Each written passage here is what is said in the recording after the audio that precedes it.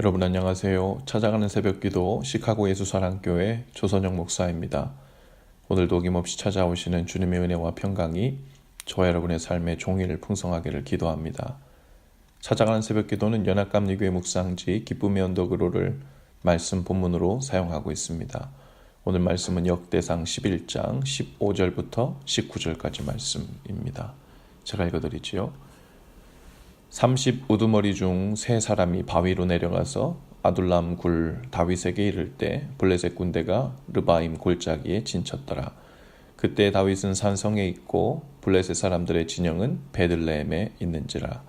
다윗이 갈망하여 이르되 베들레헴 성문 곁 우물물을 누가 내게 마시게 할꼬 하매 이 세 사람이 블레셋 사람들의 군대를 돌파하고 지나가서 베들레헴 성문 곁 우물물을 길어가지고 다윗에게로 왔으나 다윗이 마시기를 기뻐하지 아니하고 그 물을 여호와께 부어드리고 이르되 내 하나님이여 내가 결단코 이런 일을 하지 아니하리이다.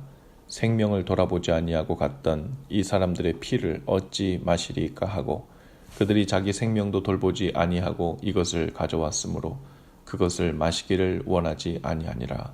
세 용사가 이런 일을 행하였더라. 아멘. 다윗이 왕이 되자 하나님께서는 다윗을 높이시고 모든 전쟁에서 대신 싸우시며 승리하게 하셨습니다. 하나님께서는 늘 다윗과 함께 하시며 복을 주셨죠. 다윗이 받은 복들 가운데 하나는 바로 충성스런 부하들이었습니다. 오늘 본문에는 아비새를 비롯한 3명의 용사가 소개되고 있는데요. 블레셋과의 전쟁이 벌어졌을 때 블레셋의 진영이 바로 베들레헴에 있었죠. 다윗이 말합니다. 누가 베들레헴 성문 곁에 있는 우물물을 나로 마시게 하겠는가? 그러자 다윗의 충복 3사람이 블레셋 군대를 목숨을 걸고 그대로 돌파하여 들어가 우물물을 길어다가 다윗에게 바칩니다. 달랑 이 3명이 블레셋 군대 속으로 들어가 살아 돌아온 일도 대단하지만 그 이유가 다윗 왕이 원하는 물을 떠다 주기 위함이었다는 그 충성심은 더욱 대단하죠. 그런데 어떻게 다윗의 용사들은 목숨을 아끼지 않고 다윗에게 이런 충성을 보일 수 있었을까요? 여러 이유가 있을 수 있겠지만 다윗에게 큰 은혜를 입은 사람들이었을 가능성이 큽니다. 다윗이 먼저 그들을 알아봐주고 믿고 용사로 삼아준 것이죠. 실제로 다윗의 용사들 중에는 상당수 이방인들이 있었습니다. 그들은 다윗의 친위대원이 되었고 암몬 사람인 살렉 그리고 모압 사람인 이드마 등이었습니다. 당시 이방인들이 다윗의 용사 반열에 낄 수 있다는 것은 감히 상상할 수 없는 일이었습니다. 그러나 그들 개개인을 향한 다윗의 신뢰가 바탕이 되었고 또 그들은 이방인이 아닌 동족처럼 형제처럼 대한 그 다윗 왕의 마음이 아주 큰 은혜였죠. 도저히 은혜를 입을 수 없는 이방인이라는 처지에 있었지만 그들을 믿어주고 한 형제로 인정해주고 환영해준 다윗의 그 은혜로 인해 그들은 평생 다윗 왕에게 목숨을 걸고 충성을 다했던 겁니다. 그리고 다윗도 그런 그들의 충성심을 이용하려고 들지 않고 진심으로 대하여 고마워하고 형제처럼 대했죠. 오늘 본문에서도 그들이 목숨을 걸고 떠온 베들레헴의 우물물을 마시지 않고 하나님께 부어드리는 모습을 통해서 그 마음이 드러나죠. 우리도 오늘 마치 하나님의 은혜와 구원에 있어서 참여할 자격이 없는 이방인들입니다. 단순히 이스라엘 민족의 혈통이 아니었기 때문만이 아닙니다. 죄인이라는 신분 때문에 하나님의 자녀가 되는 일은 엄두도 되지 못하는 영적인 이방인들이었죠. 그러나 하나님께서는 그런 우리를 하나님의 자녀로 삼아주셨습니다. 자격 없는 이방인과 같은 우리를 자녀 삼아주시기 위해 하나님께서는 먼저 자신의 생명까지 내어주셨습니다. 그런 주님이 우리에게 그분의 소원이 있다고 하세요. 베들레헴 근처에 있는 우물물을 마시고 싶다는 요청이 아니라 세상 속에 빠져 죽어가고 있는 잃어버린 자녀들을 누가 구원하러 가겠냐고 하십니다.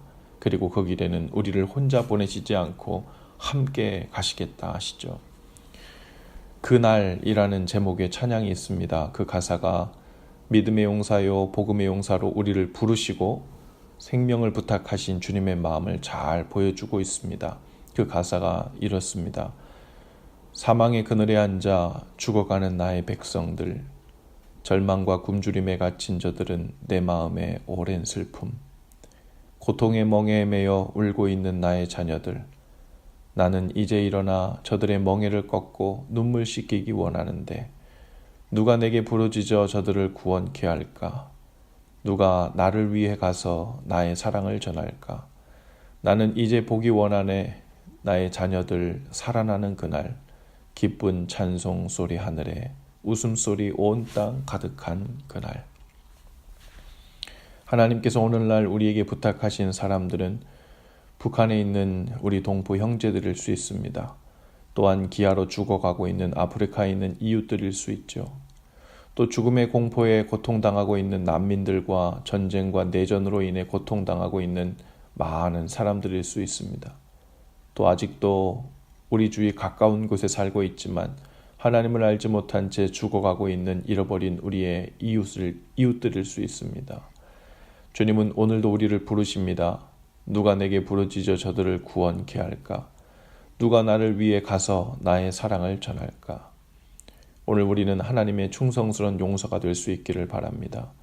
우리를 사망에서 건져주시고 영원한 생명을 주실 뿐 아니라 자녀 삼아 주신 하나님께 우리는 삶으로 복음을 전하고 영혼을 살리는 일에 충성해야 합니다.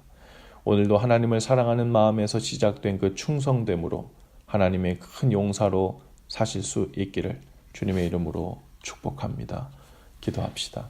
주님, 오늘 우리를 자녀 삼아 주시고 충성스러운 믿음의 용사들로 불러주셨으니 오늘 우리를 부르신 자리에서 영혼들을 구원하는 믿음의 용사로 살게 하옵소서.